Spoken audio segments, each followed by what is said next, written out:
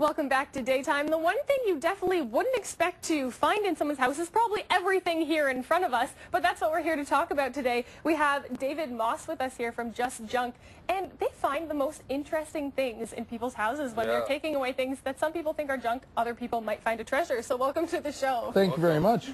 This is some pretty interesting stuff that you have here. We see a wide variety of items. We get the regular stuff that you'd classify as junk, but the odd time you find some treasure. So. All right. So what happens in this process when you go in and take things? Do they just say this whole room needs to go, and that's when you end up finding these amazing... You know, we see all sorts of situations where somebody will say we need to get rid of this couch in the basement, or we need the entire house cleaned out. It all depends. We do a full service junk removal, which means that we essentially come in, do all the heavy lifting, loading, and unloading, donating, and recycling that's necessary. Doesn't sound too bad. With that being said, you know, as I said, we don't often find these things. It's quite often, let's get rid of the old tub, the renovation debris, etc. But you get to find some pretty unique items. Some days you have a great day. So let's talk about some of the things here in front of us. I'd love to start with the pufferfish because it is just so cool. You know, that's actually a recent find. It's obviously, I don't know the age on it or anything along those lines, but I'd imagine that it was a souvenir, probably from the Caribbean or Africa or something, but it was taxidermy to stay puffed out. The pricks are very sharp on it. Yeah, looks like it. But quite a neat little piece. It is pretty interesting. What about this banjo that we got going on here? I mean, I'd play a chord or two, but there's just two chords left. You know, not all the stuff we find is in mint shape, that's for sure, but this is an old... But it's pretty interesting, right? Well, like, it is. And it's a Michigan banjo. If it was from the 30s, it would be very valuable, but this one's a bit older, or a bit newer, 1950s, 1960s. But we see all sorts of musical instruments, flutes, accordions, and such. Right now, one of my favorite things on the actual table has got to be this newspaper from 1969 when man landed on the moon. How cool is that, right? This is from the Montreal Star, I believe. Yep. And this is the day after man landed on the moon, and here we are holding it. That's pretty awesome, and like they've got the pictures and all that fun stuff. Neil Armstrong, Buzz Aldrin are inside, pictures of, stories of, and so on. But kind of a neat little shot into history to have a look and see what happened when that major event occurred. Right, yeah. So you find pufferfishes, you find newspapers, but you would probably not expect to find a skeleton. Yeah, I can't believe this is it's a neat piece and very unique. This is not something we find every day. This was found in the basement of a house in the Niagara region, and it's actually an old anatomy skeleton.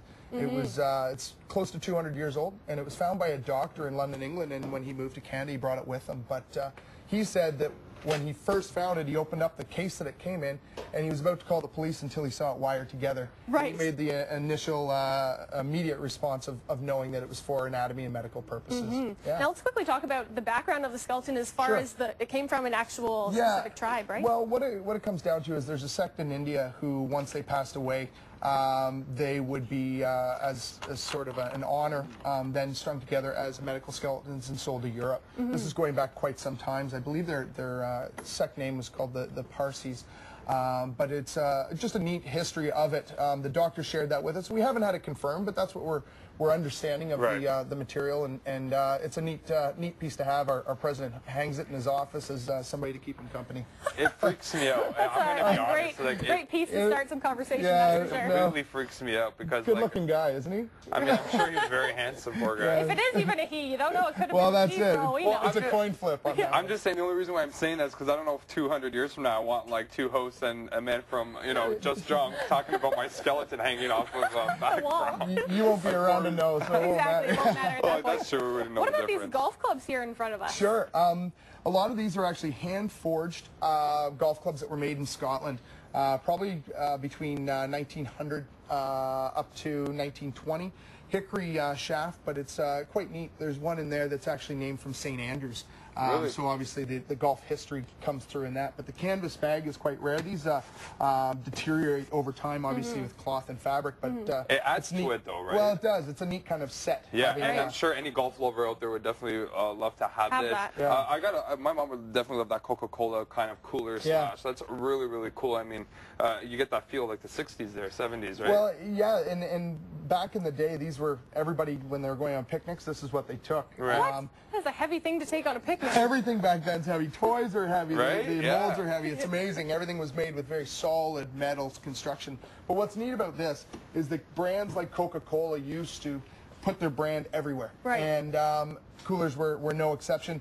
I like the bottle opener on the side, so it... That is awesome. very handy. You That's do kinda need that. cool. Definitely something they're lacking nowadays, that's for sure. Even when you just mentioned toys, I mean, like, look at this little bus that we got going on here, and you can see the difference in the buses today, right? And it's quite heavy. Like, I mean, like, everything back in the day was You're not going to break that as a kid, though. Well, no, pretty that's sturdy. the best thing. Look at all the nicks on it. It survived all those different types of collisions. That's a dinky toy that was, dinky started in about 1930, but that one's probably from the 50s.